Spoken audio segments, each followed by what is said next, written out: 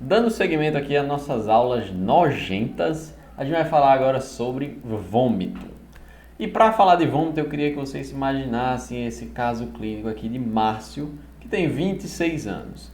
O que é que aconteceu com o Márcio?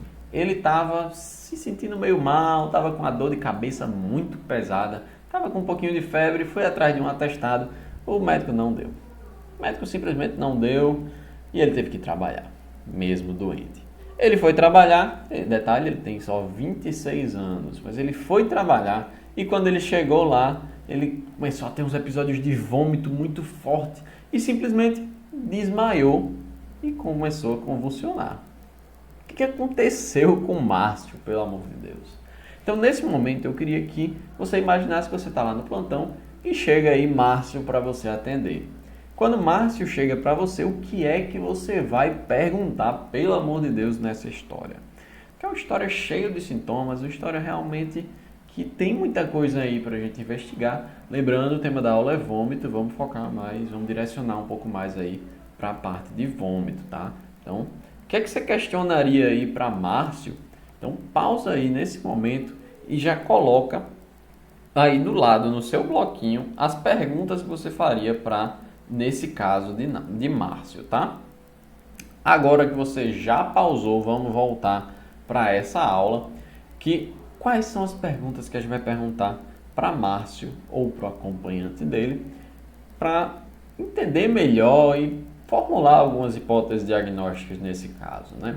Uma coisa que provavelmente você escreveu é o que é que tinha nesse vômito. Ele vomitou o quê? Né? Ele vomitou só água, vomitou resto de comida, tinha o quê? Então, para isso, a gente vai investigar os principais tipos de vômito que variam de acordo com o conteúdo que eles têm. O primeiro tipo que a gente vai investigar aqui, que a gente vai aprender mais sobre ele, são os vômitos fecaloides. Só o nome já dá para a gente ter uma noção de que é um pouquinho nojento, né? Então, o paciente ele vai estar vomitando fezes. Exatamente isso que você ouviu. O paciente vai estar vomitando fezes. E por que ele está vomitando fezes? Pensa aqui, é praticamente lógico. Raciocina comigo. As fezes elas saem lá por baixo. Beleza. Mas e se as fezes não estão conseguindo sair lá por baixo? Então tem algum problema, ok. Mas tem que sair por algum lugar. Não vai ficar lá dentro. Então, o que é que seu organismo faz? Opa, manda de volta para cima, que a gente vai botar para fora por cima mesmo. Então, é isso que acontece nos vômitos fecaloides, tá? Então, fezes que já estão produzidas, estão sendo formadas, elas vão sair por cima. Você vai vomitar essas fezes. Isso é sugestivo de principalmente uma obstrução intestinal baixa. Tá? Essa obstrução intestinal ela pode acontecer por uma neoplasia, né? Por um câncer, alguma coisa do tipo, ou até uma doença de Chagas, por exemplo. Ok? Seguindo, vômito biliar. Só pelo nome você já sabe, vômito biliar, o paciente vai estar vomitando bile. Ok? A gente sabe algumas coisas sobre a bile, a gente estudou fisiologia, estudou todo aquele negócio lá do ciclo básico da faculdade. Então, o vômito biliar, a gente vai estar botando bile para fora. Bile é verde, bile é amarga. Então, o vômito vai ser verde, esverdeado, e vai ter um amargor. Acabou, vômito biliar. Nesses casos, a gente vai pensar em quê? Primeiro, pode ser fisiológico em alguns casos. Em alguns pacientes, algumas pessoas podem ter esse vômito biliar fisiológico. Também pode ser sugestivo de uma obstrução intestinal e também pode ser sugestivo, preste atenção, que essa é a principal suspeita de pancreatite. Muito comum vômito biliar associado a pancreatite. Tá? Então, nesses casos, a gente precisa rodar exames, vários exames, para a gente conseguir diferenciar, diagnosticar a pancreatite, diagnosticar a obstrução intestinal, se for o caso. Tá? Então, vômito biliar. Além disso, a gente pode ter também uma hematêmese. O que é hematêmese? Basicamente, você vomitar sangue. Então, você vomitou sangue, é o que a gente vai chamar de HDA. HDA, calma, que não é aquela história da doença atual que você estava vendo lá no módulo de anamnese, tá? HDA é hemorragia digestiva alta. O que é que a gente faz nesse caso? O paciente está vomitando sangue.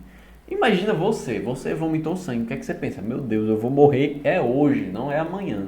Vou morrer hoje, estou vomitando sangue, morri já. Então, nesses casos, a gente precisa classificar o quão grave esse paciente está. Então, a gente vai investigar principalmente a pressão arterial e o pulso, tá?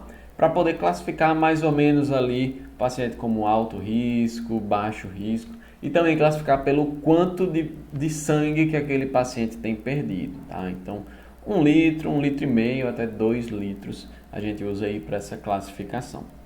Nesses casos, o paciente está botando sangue para fora, ele tem um risco grande de perder muito sangue e acabar rebaixando a consciência, ficar desidratado e entrar num estado bem grave, que é o choque hipovolêmico.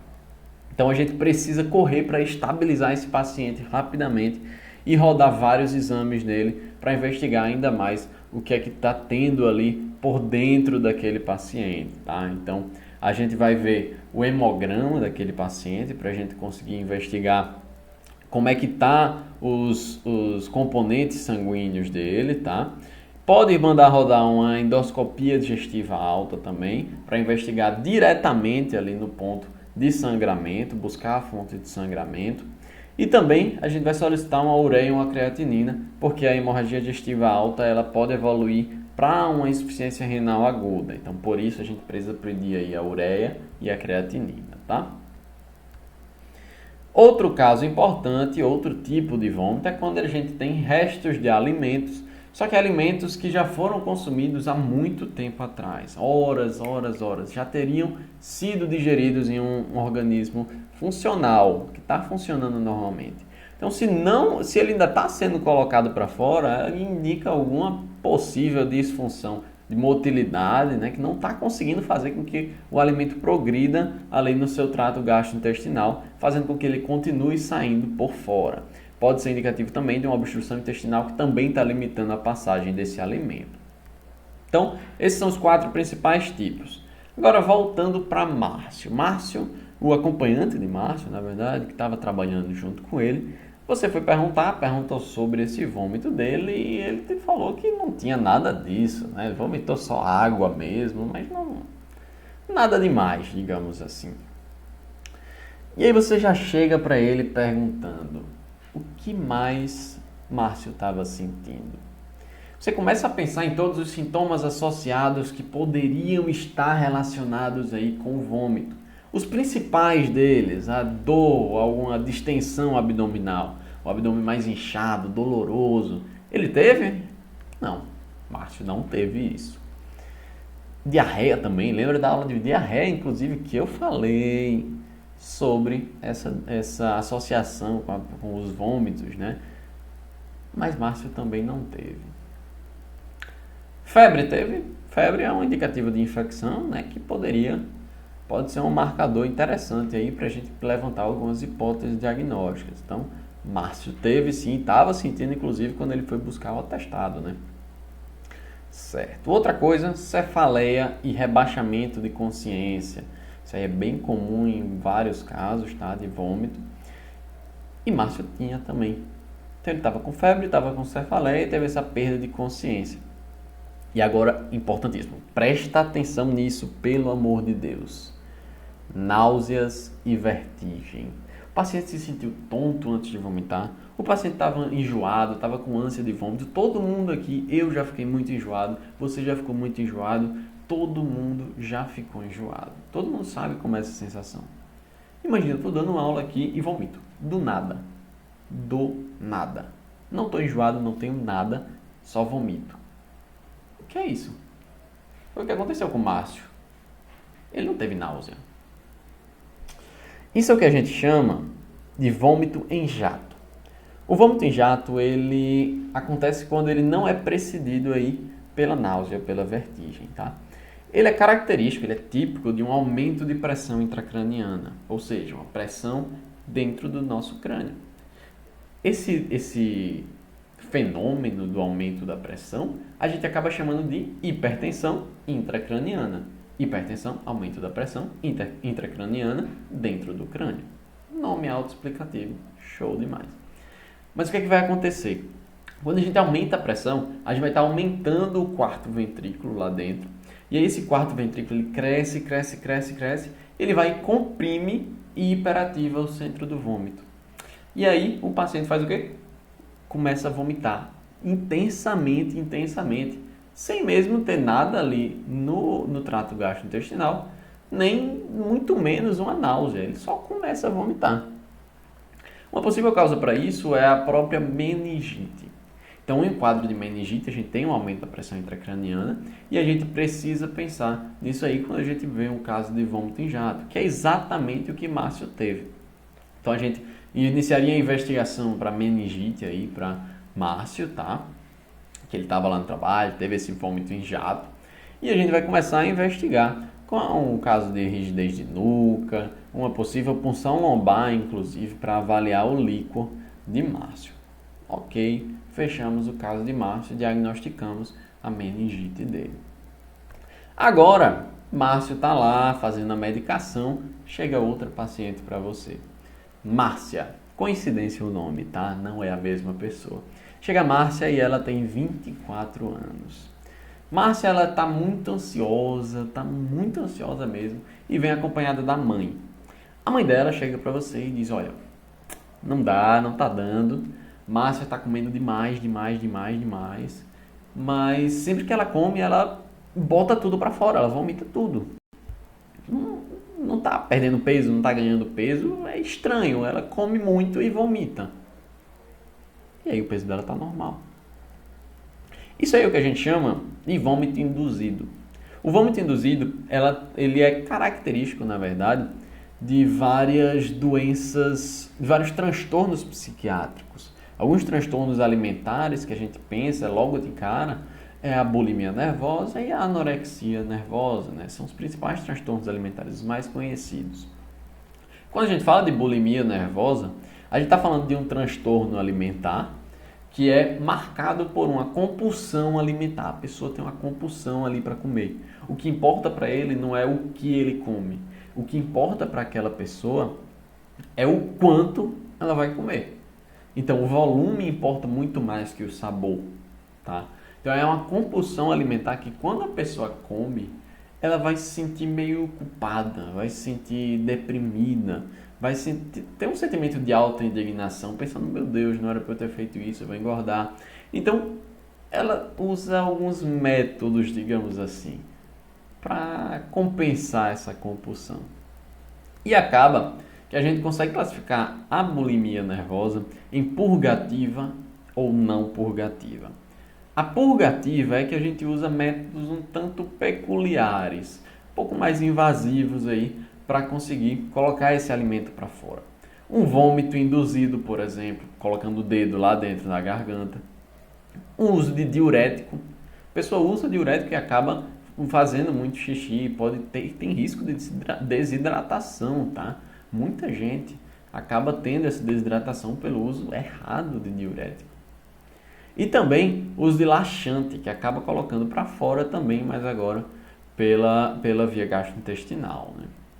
Então, métodos purgativos, alguns são esses: vômito induzido, uso de diuréticos, uso de laxantes.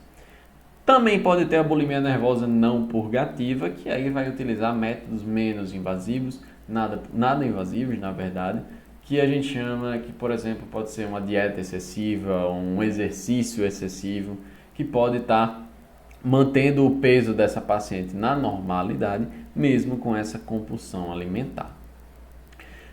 Isso aí precisa de muita atenção, tá? Principalmente quando é um método purgativo, porque tem muitas complicações que podem estar associadas.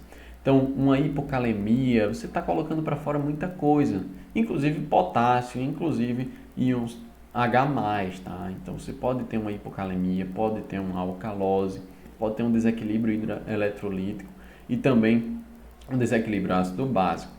E se você continuar fazendo isso muitas vezes, essa variação de pressão no seu sistema gastrointestinal pode acabar causando uma ruptura gástrica, até uma ruptura esofágica mesmo.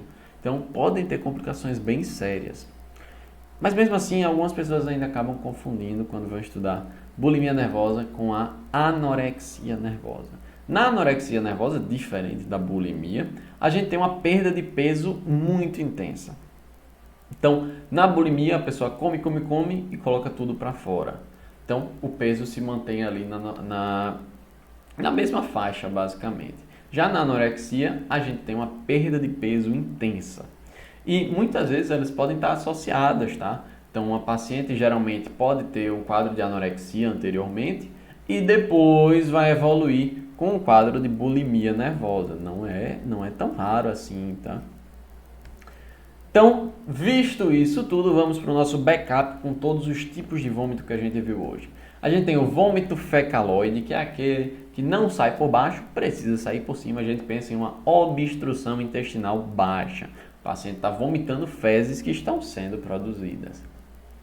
Vômito biliar, o paciente está vomitando bile. Então, você lembra, bile é verde e amarga, então o vômito é verde, é esverdeado e vai deixar um amargor na boca. Lembra que pode ser fisiológico e é indicativo sugestivo, principalmente da pancreatite, mas também pode estar relacionado com um quadro de obstrução. Também temos a hematêmese, que é a hemorragia digestiva alta. Cuidado para não confundir HDA com a história da doença atual. Então, é uma hemorragia digestiva alta que a gente precisa estabilizar, estratificar e investigar com alguns exames. E também a gente tem aí, quando tem vômito com alimentos de horas atrás.